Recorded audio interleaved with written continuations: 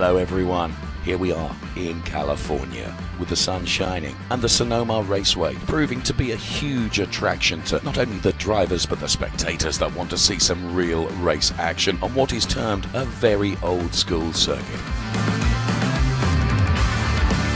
We bring the Ferrari Challenge to Sonoma and we know it's going to entertain. We have a series of races across the weekend that will feature the Pirelli drivers, the Pirelli AM drivers, also the Coppa Shell and Coppa Shell AM drivers, all driving their 488 Challenge Evos to the absolute max on this circuit which takes no prisoners.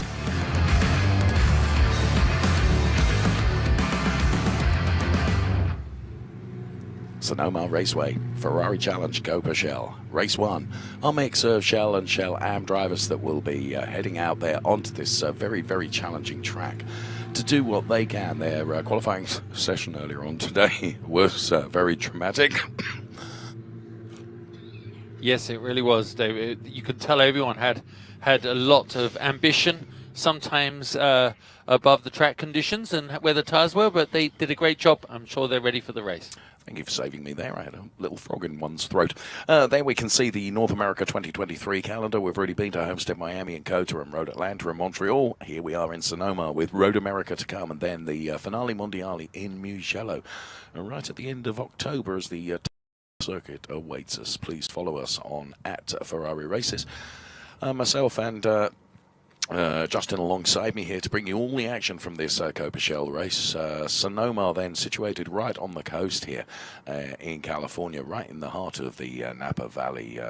Justin Bell with lots of experience of this track as well, which we'll get into pre-race, I can assure you of that. Please follow us on @Ferrari Races, be part of our family. We would love you to be part of it. And here we can see the track in full then. There are some 6 left-handers, 6 right-handers. It's a real up and down circuit as well, quite undulating, and it stretches for 4 kilometers or 2.52 miles.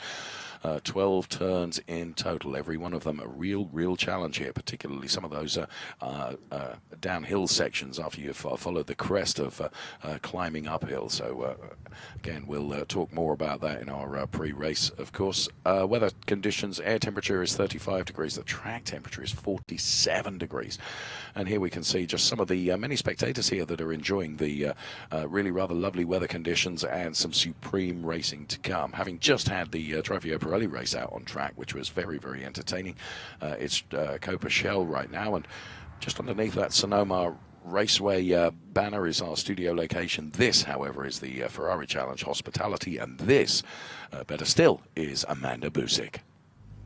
Well, Dave, for those Americans that are watching this broadcast, what you were saying in Celsius translates to 95 degrees out here, and boy, can we feel it. I was watching the drivers get ready for this race, and most of them have cool suits that they're racing with, but you still saw ice packs on the necks. You saw everyone walking out here underneath an umbrella to keep cool, because inside of these race cars, it is hot, and especially when you're in traffic and you get the exhaust of the cars, it gets even hotter. But I want to go to the battles we're going to see on track today, and I think it starts right here in this front row. There you'll see Gray Favre and Cyril Chotsky. I talked to Cyril prior to the race. He's actually racing in a car of Roger Monteforte. Cyril had a big off earlier in the week and said that he's battling through getting back in this race car and getting close to competing. But Gray Favre, I was speaking with him and his father after the qualifying effort earlier, and Brad is just thrilled with his son has been able to accomplish and where he has grown in the past season. We haven't seen him since COTA, where he swept it and already taking the pole again. So that's where I'm going to be looking for these front laps as we kick off the race here in Sonoma. Thank you so much, Amanda. Amanda's insight throughout the course of the race today, and a very good job done by Gray Falver. And I saw both Gray and Brad at lunch today, and yes, father was very pleased with son. There's no question about that. And Cyril Choksy then, who's gushing in his compliments to Roger Monteforte, who's lent him his T-car so that Cyril Choksy, following his off earlier in the week, can go racing. And he did a very good job putting the car P2. So that's the way the Shell drivers sit. And let's go back down onto the pre-grid then with Amanda and some very important words to utter. Drivers, start your Ferrari engines. Francesco Carrassa then for that honour of drivers start your Ferrari engines, and that's precisely what they do. And the cars will go out for their recon lap and then a formation lap, then a 30-minute race to come from our Coppa Shell drivers and our Coppa Shell AM drivers as well. All those cars lined up then. And I was just looking at the wind has picked up a little bit, which is perhaps affording just a little bit of a breeze to those that are spectating here. Of course, it will make pretty little difference inside the 488 Challenge Evo car, which will be perhaps sauna-like, Justin Bell. It'll feel pretty sauna-like, and yet you're going into a sauna on your exercise machine wearing a ski suit. That's what it feels like when the temperature gets up. But again, talking to this very nice lady who's with Pirelli, one of the engineers, and she was saying at lunch, when I was getting one of those wonderful coffees that they have over there, she was saying to me that the wind, as it picks up, it really stops the heat soak into the asphalt from occurring. It's not going to, track temperature is going to be able to be kept down, which is a blessing for these guys, because you've got this track is tough enough to drive as it is, let alone when it gets really hot. So they've got literally a challenge ahead. Oh, thank you so much, Justin Bell. Then as the cars are underway then on their formation lap and installation lap, stand by. We're about ready for Coppa Shell and Coppa Shell AM Race 1.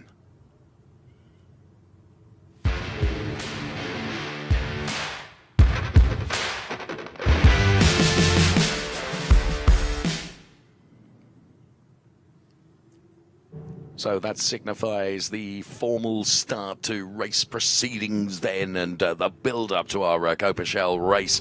Our mix of Coppa Shell drivers with the yellow strip across the top of the windscreen, and the Coppa Shell AM drivers, of course, competing in this race as well. And let's bring you the grid in full. Gray Falva then, having done a great job, pole position.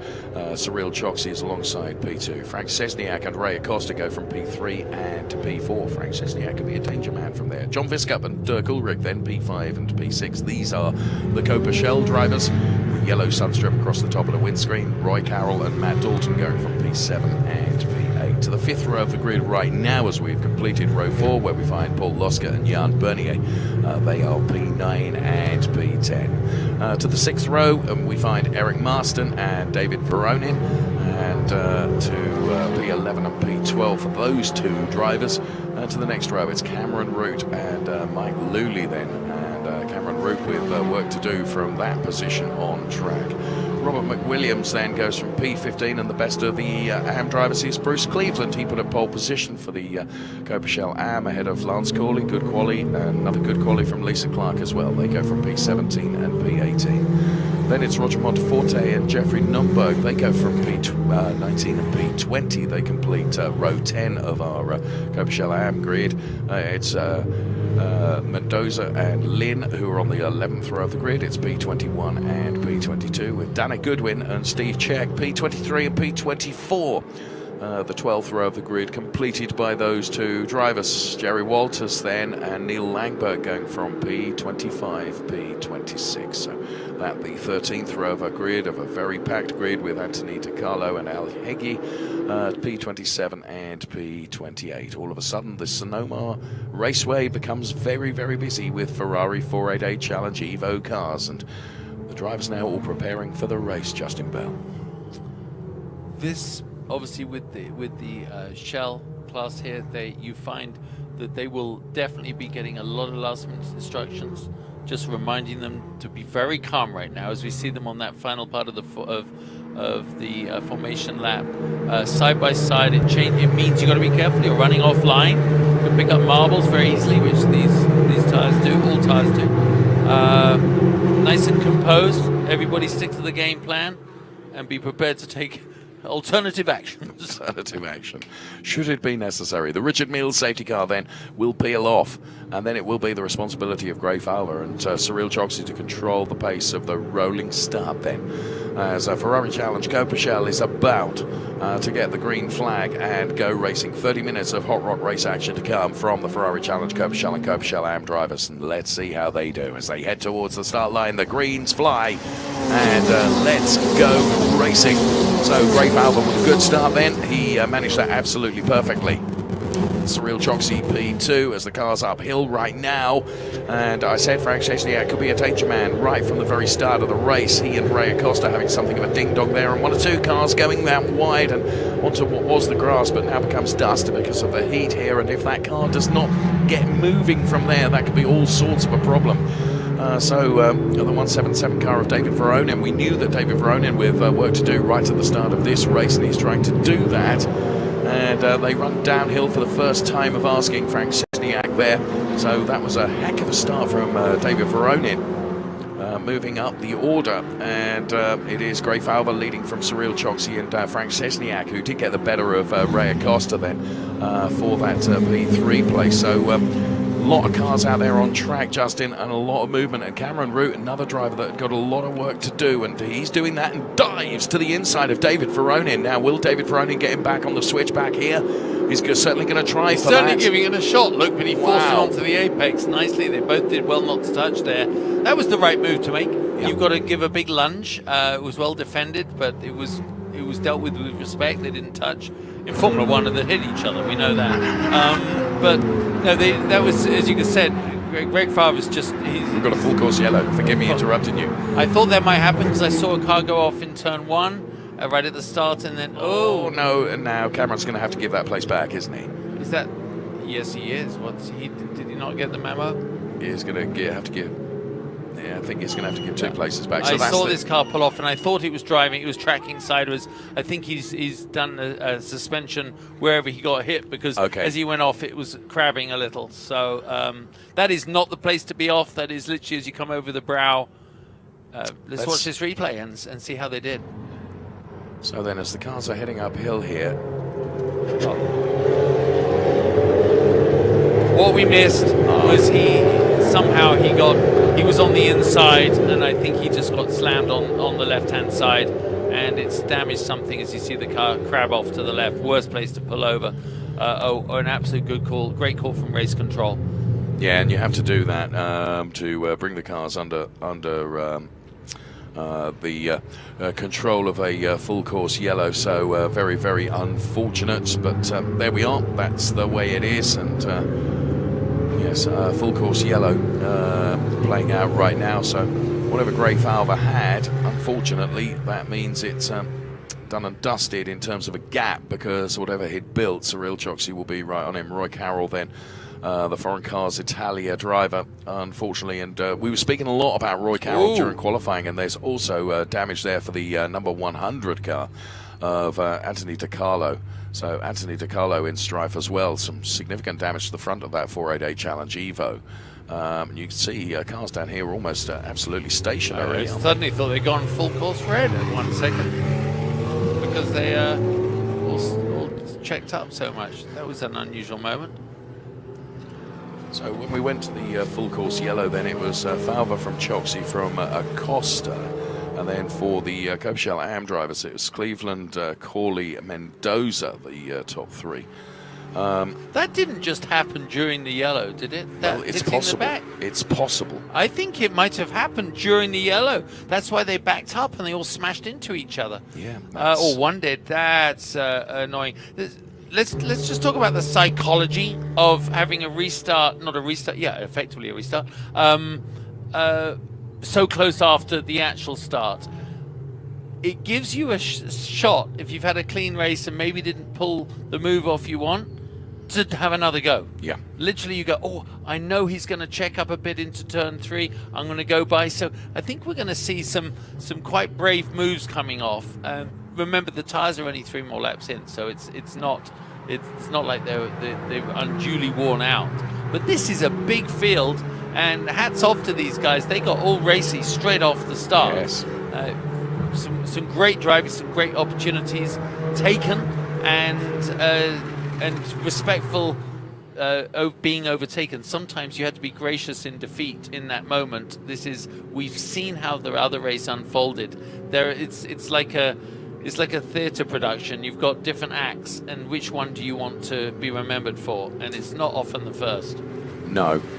So the car's being led around by the Richard Mille safety car under this full course yellow. Of course, the clock continues to tick down, and so the race is effectively still on, albeit, of course, no overtaking, because we are behind the safety car during this full course yellow.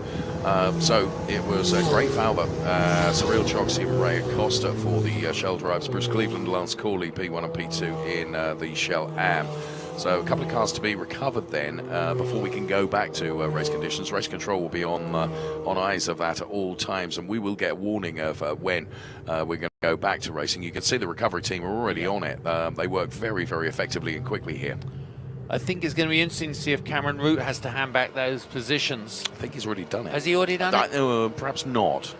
No, perhaps he hasn't. Well, he'll know. Oh, is this what? So we're on board with Eric Marston. No, I think this is live, so I don't think it's the live. stack Yeah, up it's that not we the stack up. think might have happened when we first went to that full course yellow. They're just doing what they should do and slow up, but obviously past the trucks there. But a nice reset. To be honest, unless I'm in the lead and I was pulling out a gap, this is no other driver in the pack thinks this is a bad idea. No. Gives them a second shot at being opportunistic on the first lap to the detriment of whoever's in front of you. So these guys all stacked up, but if you thought they were feeling a bit sporty a few minutes ago when we started this race, 7 minutes ago, they're feeling even more sporty right now because the adrenaline is up.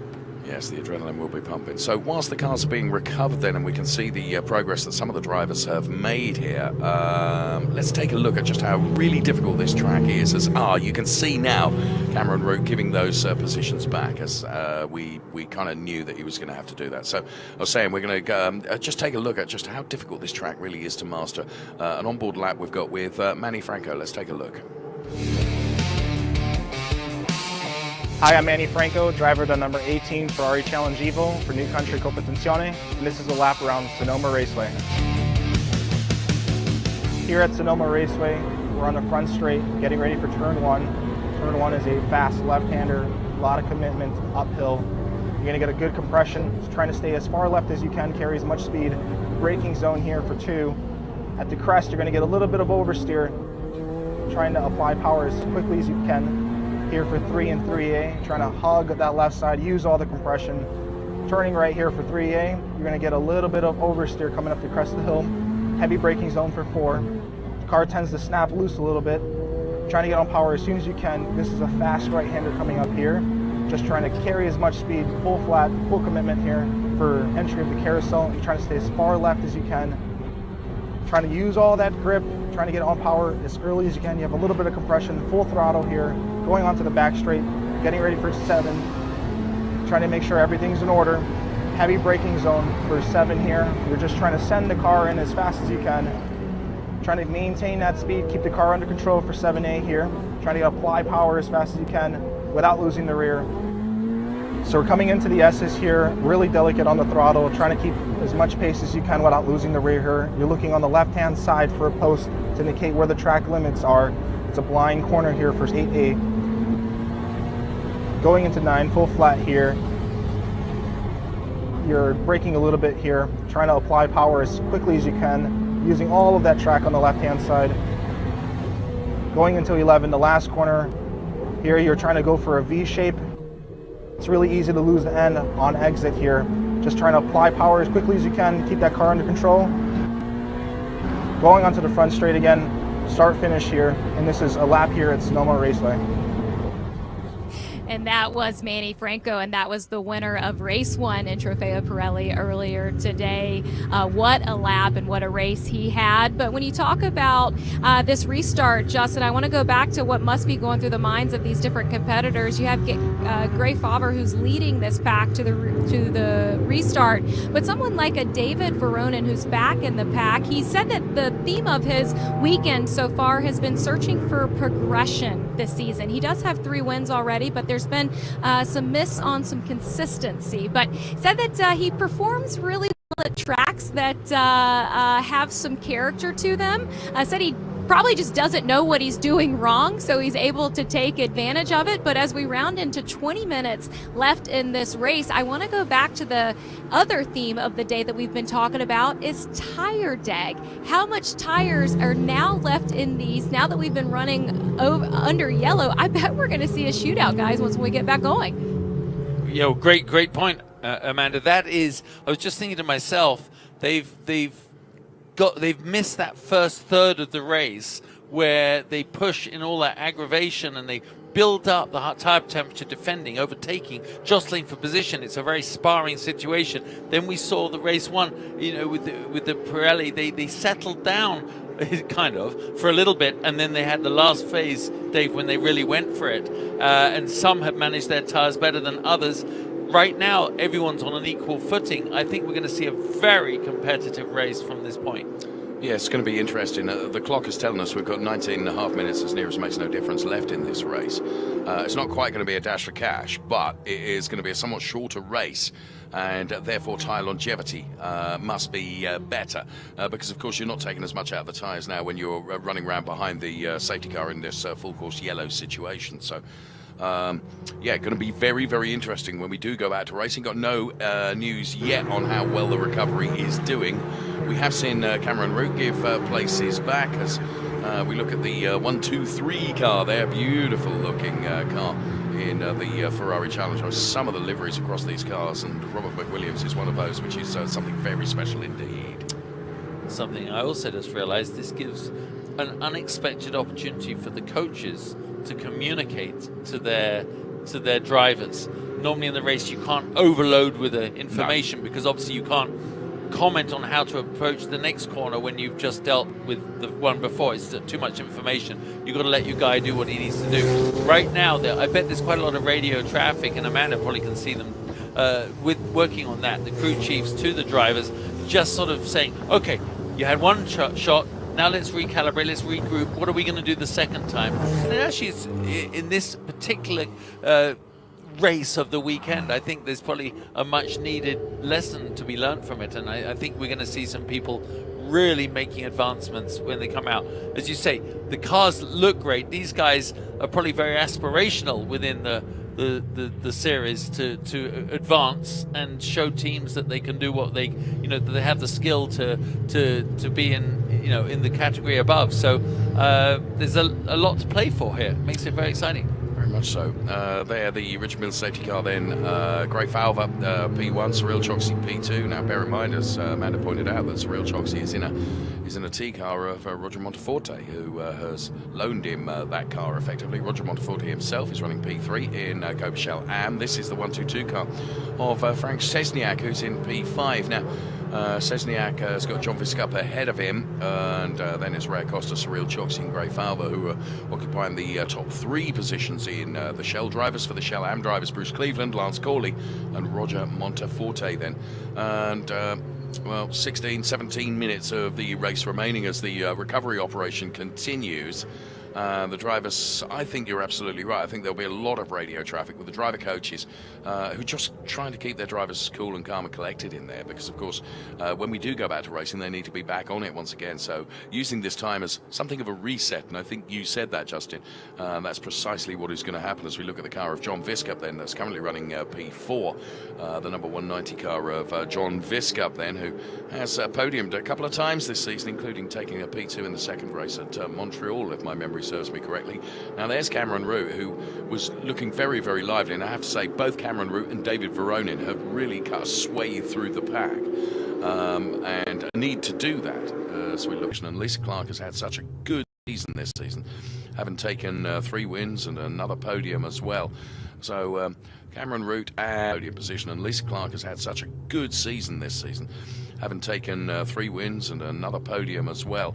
So Cameron Root and David Veronin, I would suggest, are going to be some of the more lively when we do get back to racing. We saw Cameron Root then, he overtook a couple of cars under the full course yellow. Now he had no alternative, because I think that had he tried to back up, there'd have been all sorts of problems, but he has had to give those positions back, of course, so he's got to do it all over again in the 199 car that you can see there. So reaching half distance in this Ferrari Challenge Coppa Shell race.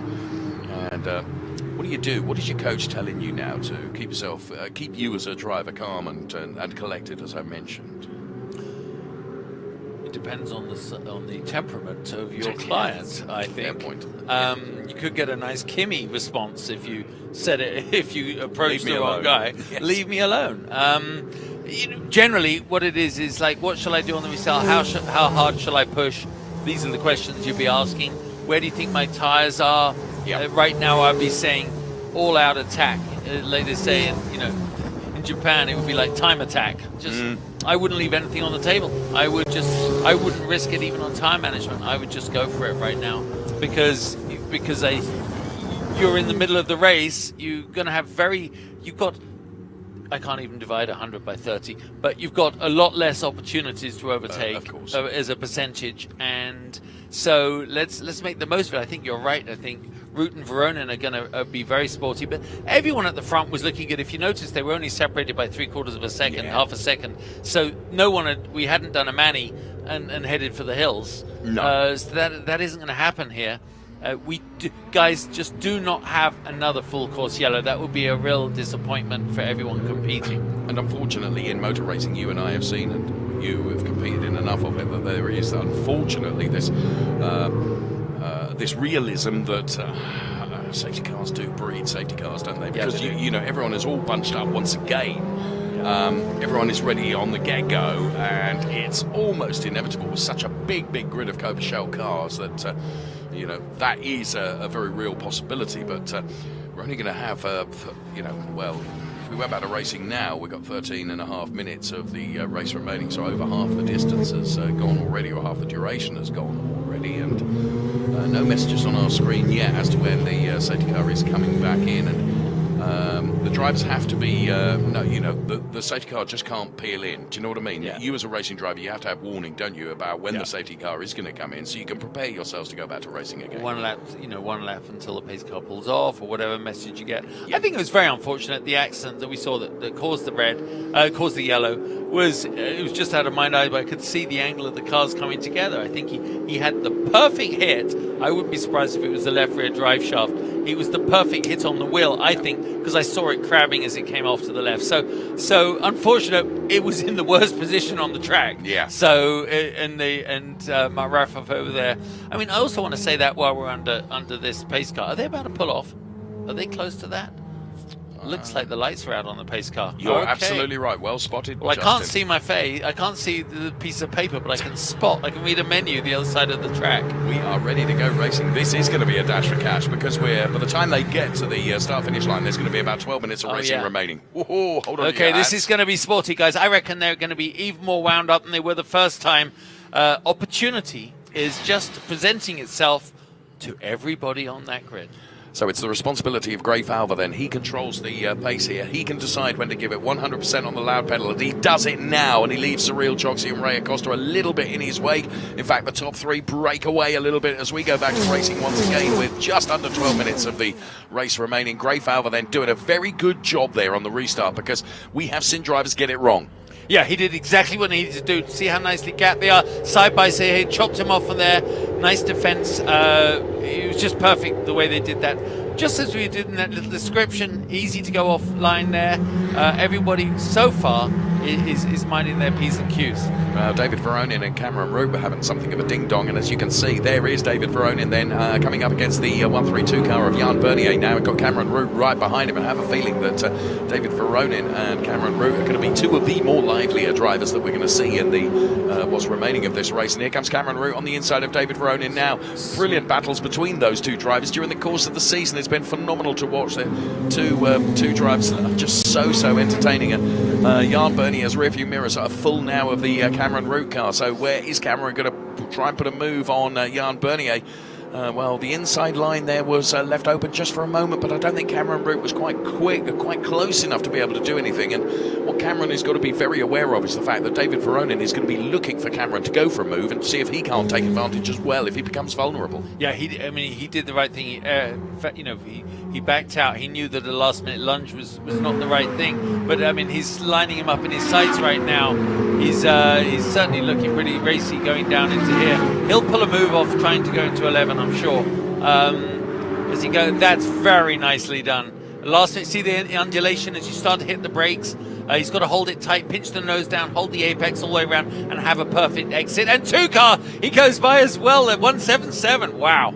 Well, to be fair, give credit to Jan Bernier there for giving Cameron Root racing room, but in so doing, of course, he was then vulnerable to David Veronin, who came through, who just sent it down the inside and thought, I'm going to have some of this hole that you've created.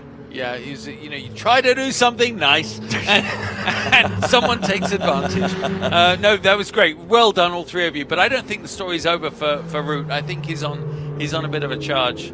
Ray Falva sets the fastest lap of the race then, and it comes with just under 10 minutes of the race remaining. So Ray Falva leading from Cyril Choksi and Ray Acosta. For the Coppa Shell Am drivers, it's Bruce Cleveland, Lance Corley and Roger Montefort. Then the 1-2-3 with Lisa Clark looking particularly quick, and so too is Jeffrey Nunberg, who are currently just P4 and P5 at the moment. So let's see how this race develops, because I really rather think there is going to be some developments before the checkered flag comes out, and we've got just about 9 1/4 minutes of the race remaining here. So Frank Szczesniak in the 1-2-2 car, just lining up John Fisk up ahead. And John Fisk up knows that Frank Szczesniak is just waiting here. So you've got 3 drivers here, Ray Acosta, John Fisker and Frank Szczesniak, all in a 3-way fight for this P3 place that Ray Acosta is holding at the moment. And of course you can see 3 different choices online coming out of 7A there, and 7, which has resulted in a little spread as we go down the hill. Very sensitive to throttle all the way down here. That's what, you don't use the wheel, you use the throttle, by the way, kind of going down through. That's how you really get the most out of the car. Heavy braking, another move by Root behind. Has he pulled it off? He's very good on the brakes, the way he pinches it to the inside. And again, I mean, that's fantastic. You could have almost photocopied that from the last lap, because it's absolutely identical. Identical. Oh my God. It's like I had a friend like that. Anyone I dated, he dated after. That's just the same thing there, look. He goes through and, good Lord. Matt Dalton and Jan Bernier's cars look very similar, because they have similar colour schemes. And Cameron Root and David Veronin and there's another car with a similar colour scheme just ahead of them now, and that is Frank Szczesniak. I mean, I tell you what, this is spicing up. As we thought it would. As we thought it would. They're driving very well, but I tell you what, I'm really impressed with Root's driving. He helped to hold the nose down like that and have a clean exit under pressure. That was really well done. Bruce Cleveland doing a really good job here, leading in Coppa Shell Am. Now, of course, he has got the advantage of something of a cushion behind him in Robert Williams, who is a Shell driver, so out of class, so protecting him from Lance Corley. Really well done. So he's got a very good position. Bruce Cleveland heading Lance Corley. Exactly, a repeat of the last race too. Yeah, you get a spoiler in between you and the guy behind, and we've seen, as I said, it's hard to overtake, but there are overtaking opportunities. So if you set the guy up in front, and again, look at this, the underneath, whoa, and that's Lance Corley. And now they're not in the same class, but even so, there is track position here, isn't there? And Lance Corley then in that car 176, who is currently running ahead of Roger Monteforte, who is P3 at the moment. So it is Falva from Choksi and Acosta. For Coppa Shell drivers, for Coppa Shell Am drivers, it is Cleveland ahead of Corley. And then it is Roger Monteforte, who is running P3. Oh, I love that camera and the sound of those 488 Evos. Yep. We mount that on the wall there, particularly for that effect. It's absolutely brilliant. Here comes Cameron Root again, who is absolutely on a mission here. Frank Szczesniak, in my opinion, is very well aware of this, because he gapped Cameron Root a bit. He's got John Fisk up ahead of him, but Cameron Root and David Veronin, they've got a rope between them. They're just pulling. He's pulling them. And do you know what? I admire the strategy of Veronin. He's not getting in the mirrors of Root too much. If you need to move forward, you've got to give the guy a break. And in fairness, Veronin has been able to take advantage of the last 2 overtakes that Cameron Root has done. Yeah. So he's kind of letting him do all the hard work. Oh, absolutely. Brilliant driving. But that's it, sometimes it's like you hear it when you have a teammate, sister car, I'm not going to overtake, it allows you to move forward, and they're basically, without communicating to each other, doing just that. But it's amazing how much you can communicate through your driving style. So this now becomes a 1, 2, 3, 4, 5-way fight that is going on. And it's brilliant stuff. Now, when is Veronin going to think, I need to get ahead of Cameron Root here? Because he's let Cameron Root do all the hard work, and Frank Szczesniak is managing this really, really well. He is. He's actually just pulled... Oh, another inside move there at 7A. Goodness, man. Whoa. Sideways moment for... Keep it moving, mate. Oh, that's You're not going to get stuck. So unfortunate there. Yeah. You could really see the car going around, and Jeff Nunberg then trying to hold on to it, but that was a pity because he just had fastest lap in his class. He was on a nice run. He must have just hit the curb, touched the curb, bounced. Just unsettles the car. Unsettled it, and then hit the other one. Yeah. Very unfortunate. Just under 5 minutes of the race remaining, as Cameron Root now has, like on the end of a fishing line, he has managed to reel in Frank Szczesniak a little bit here. Now, Cameron Root driving up the hill here, gets ever so close. Oh, right across on the curb. You attack that curb line, though. You do attack it, and somehow you end up in the right place. He's got to set him up back up into turn 7, I believe. Okay. That's where my prediction would be, that he will do it. As he go over the brow, he's got to position the car nicely. He's a little far back, but see how wide. Unfortunately, I can't say that. Szczesniak. He did well. Yeah. I thought he was a bit dodgy on entrance, but actually he had a very good exit to the corner. Just ahead of them, John Viscup is really taking it to Ray Acosta here, which is the fight that's going on. This is a podium position we're talking about right absolutely. now. But if he looks in his mirrors, it's like a horse race behind. So he's just got to stay in front, and thankfully it's not just one car. Right behind him, Viscup's got Szczesniak behind. Sorry, guys. Szczesniak. Szczesniak. That's easy for you. Yeah, you've done very well there. Thank you, Szczesniak. I apologise. Alpha, Choxy, and Costa are the top 3 in Shell, but for Shell Am, this is awesome stuff. Oh, no. That's Lisa Clark has gone around. Lisa, what a pity. You that is a pity because was running in P4. And she's Lisa only going to drop a position if she's able to. Yeah. Oh no, maybe 2. She just got loose. No, she got her wheel off under braking. She was doing it so perfectly, but she didn't quite have the room. Boy, oh boy, is that one racy lady. She's brilliant. That was some fantastically aggressive driving. Wow, that was full respect there. Pity it ended badly, but great driving. Now, Gray Falver has had something of a privileged existence, hasn't he? Because every fight that's been going on behind has allowed him to get up the road, and I know Amanda Busick has got a view on this. Yeah, we're actually stationed next to the team. We've been keeping eyes on his father, Brad, as he watches this race unfold. He's already offered us waters. He's been pacing around, counting the seconds between his son and Cyril Chosky. But I talked to Gray prior to this race, and he really gave credit to the Ferrari Challenge system of how they go about handling these weeks with all the practices ahead of the actual race. Gray said from last year where he podiumed here to now, he credits the seat time that they pick up in this series, and that has in turn showcased itself on track for Gray as he continues to add wins to his win column. Thank you so much, Amanda Busick. Right, as we were then, and here we are with Cameron Root now taking a look at the outside. Is he going to dive to the inside now, having tried to sell Frank Szczesniak something of a dummy, which didn't work on this occasion? But you could see what he was doing there. He was lining him up on the outside in the hope that Frank Szczesniak was going to cut across to defend that line. That would have given him the inside. But here comes David Veronin on Cameron Root. I said he would have a go before the end of the race here because Veronin would rather be P6 than P7. So, as Cameron Root just takes a look once again. I mean, this has been brilliant driving by all of these drivers. John Viscup now has, Veronin is starting to get well in the play. I think he said, I've been enough being the pilot fish. I now want to take the position. There's something about to happen here, and I'm not sure where.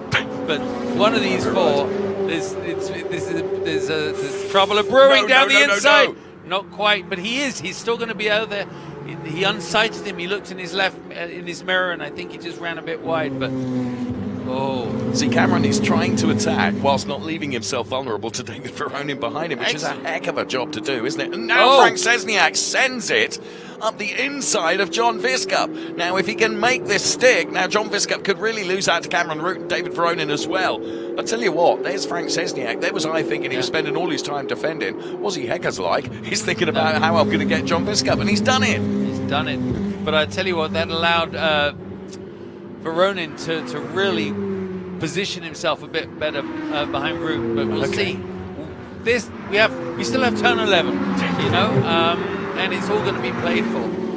And the thing is, you know, look, Szczesniak has just escaped up the road. Oh, he's going down the inside. He's trying to make the move.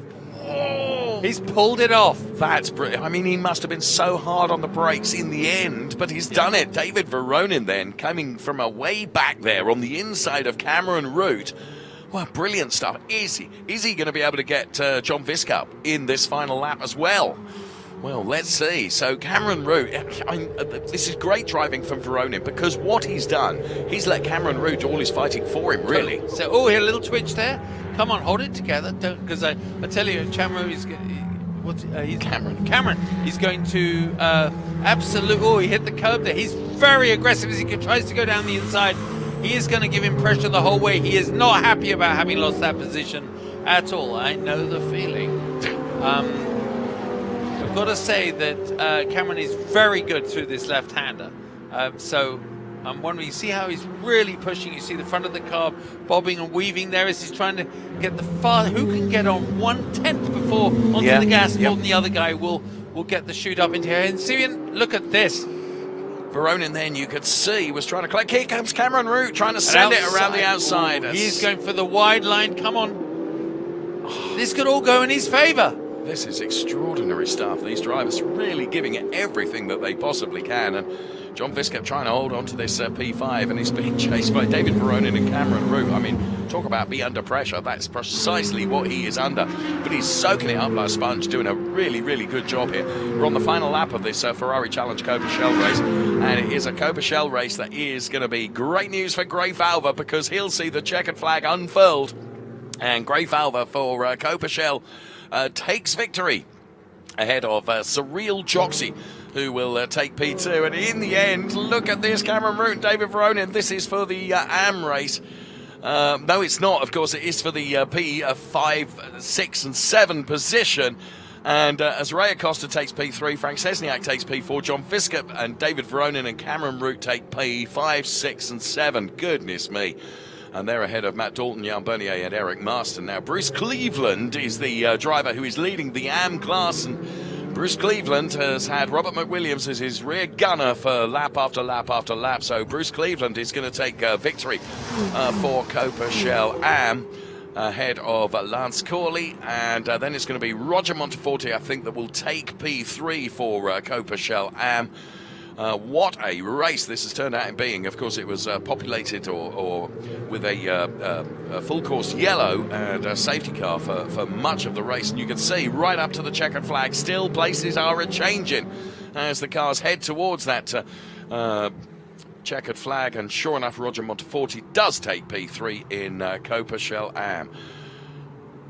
Justin Bell, we've had an extraordinary Coppa Shell race. The boys and girls put on a very good show there. I've got to say, I thought we just saw as that Veronin and Root battle. I think if the cars weren't so valuable, there was a move on the exit of turn 11 because he was ahead. I think he would have squeezed him into the wall but he didn't. I mean, I was thinking I was going to do that, and then I realized I couldn't afford to do this. So, but they actually defended with amazing respect, and I think that's the mark of these guys maturing at this point of the season. Probably wasn't like that the first round. I'm sure because everyone's fresh and they haven't got into a rhythm. By now, you know how everyone drives. You know what you can do with the drivers around you, and big thumbs up there for Bruce, because I'm sure he had a great race. But I think at the front, Mr. Favre probably went, what motor race? Because he had to be disciplined. He executed. Full hats off to him. Everyone goes, oh, that was easy to win out front. But you have to put yourself in the position. So, Gray Falva from Cyril Choksi and Ray Acosta, the top three in Coppa Shell. And it was Bruce Cleveland, who we have just seen, who took victory in Coppa Shell Am. An absolutely brilliant race. And credit to all the Coppa Shell drivers, exactly as Justin has said, because they all put together a fantastic race for us. So, Bruce Cleveland, Lance Corley, and of course, Roger Monteforte taking P3 in Coppa Shell. Just give you the full and confirmed results then. Here's page one for our Shell drivers. Gray Falva ahead of Cyril Choksi and Ray Acosta. Those three drivers you'll be seeing on the podium. Ahead of Frank Szczesniak, John Viscup, David Veronin and Cameron Root. Those three drivers get us the entertainer of the day, probably, for some brilliant driving. Matt Dalton, Jan Bernier and Eric Marston complete the top 10 in Coppa Shell. And the best of the Coppa Shell Am drivers then, Bruce Cleveland, Lance Corley and Roger Monteforte heading Paul Lynn, Jeff Nunberg, Steve Check and Dana Goodwin. And that's the way the rest of the results that you can see on screen. And unfortunately, we lost Dirk Ulrich and Roy Carroll fairly early on in the race, which caused that full course yellow and safety car. So there we have it. Justin Bell, what a race. Yeah, really. And Lisa Clark, what a pity for her. I mean, she did such a good job. But seeing the cars here in the paddock, great race. Very, very happy.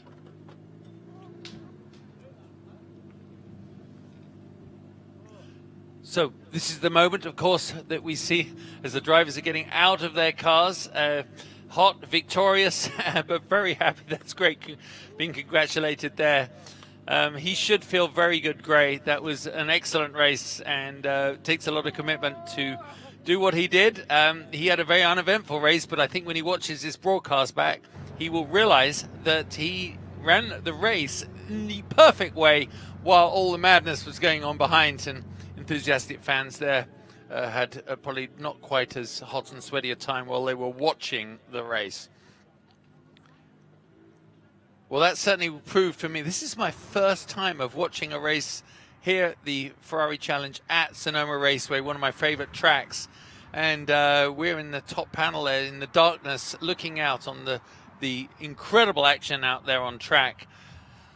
And I'll tell you what, Amanda, with our winner, probably has some very happy, smiley faces down there. Well, and Justin, the 3 races that he's entered to of late, the 2 in COTA and now here, he has won every single one of them. And Gray, I want to go back to that restart. You executed it perfectly, but how much of this win came from earlier today in the qualifying effort you had? I think it's big. I mean, this track is really tough to pass on. So if you can get out first in qualifying and stick there, it's a big advantage. And then, yeah, I knew I had to ace the restart, and if I could do that, then I'd have a good shot. So happy with the win for sure. Are there things that you learned today? I know part of that race was under yellow, but towards that last shootout of the race, what can you apply to tomorrow? Yeah, definitely. I mean, even with that long yellow period, tires were going towards the end big time. So tire management is going to be huge regardless of what happens tomorrow. So hopefully keep it on track. Great insight and great win for Gray.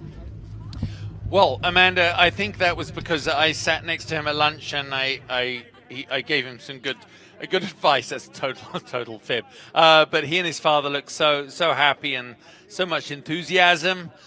But let's talk about the points in the championship right now as we look across the beautiful Sonoma Valley. Cameron Root is the leader with 91 points. Cyril Choksi, 87. Then Szczesniak, then Falva. Then we have Bernier, John Viscup, Ray Acosta, Matt Dalton, and Eric Marston. Matt Lully, Thor Hagen, and Nathan Schwiegart at the back of this grid. But I tell you, in Coppa Shell, everybody put on an amazing performance today. Very impressed by that. Of course, here at Sonoma Raceway, remember, this is one of the foremost racetracks up here in this area of Northern California. And for good reason, because it always brings the best action, which has an effect on the overall points in every championship. There, not the winner of today's race, but Lisa Clark in Coppa Shell. She is on 82 points. Then Dan Cornish, Lance Corley, they round out the top 3 as we finish the Saturday here at Sonoma Raceway. Bruce Cleveland, Jeffrey Nunberg, Roger Manfonti, and of course, as we get all the way through all those American flags, you can tell how the Americans have embraced the Italian culture here. everybody doing an incredible job. And of course, points are what is on the board, but individual race results are the way to get there. Amanda has the winner of our race. And Bruce Cleveland was just telling me about his race off camera, and I want to go to the fact that it is a very first-time winner here and a first-time celebration. I absolutely love these, Bruce, and I know you're going to tell this story in many years to come. What will be the theme of that for you? The theme is a young boy from Petaluma. I never believed that I'd be on this track or racing at all. It just wasn't part of what we could do. We were not a wealthy family. And I just feel extraordinarily fortunate to be able to compete here, win here, my home track, in front of all friends and family. It's an amazing feeling. Yeah. One other thing that I want to tell you is there's a podium over there, and you're going to be on the top step of it. That's amazing. You're also going to be handed a trophy. Where are you going to place that? That's going to go on the top shelf. Absolutely, top shelf in the racing area that we have in our house. That's small right now, but hopefully it's going to get a lot bigger. Congratulations to Bruce Cleveland. I will say one thing in the race control meeting earlier today, it was asked for all the competitors whether today was your day or not to join at the podium. So in the Ferrari spirit, we're going to have podium celebrations coming up next. Well, Amanda, I do love to see the expression when you win a race, there are no excuses, and that is the best feeling for a driver and a team. So I'm sure tonight he will enjoy the party more than anyone else, well, plus the other driver. Well, thank you so much for watching us here at Sonoma Raceway. This has been a wonderful weekend. 2 great races, Coppa Shell-Am, Justin Bell here up in the booth. Thank you so much for allowing me to be a part of this. Dave and Amanda, we've had a great time, and of course join us tomorrow for some more fabulous Ferrari Challenge racing. Bye everyone.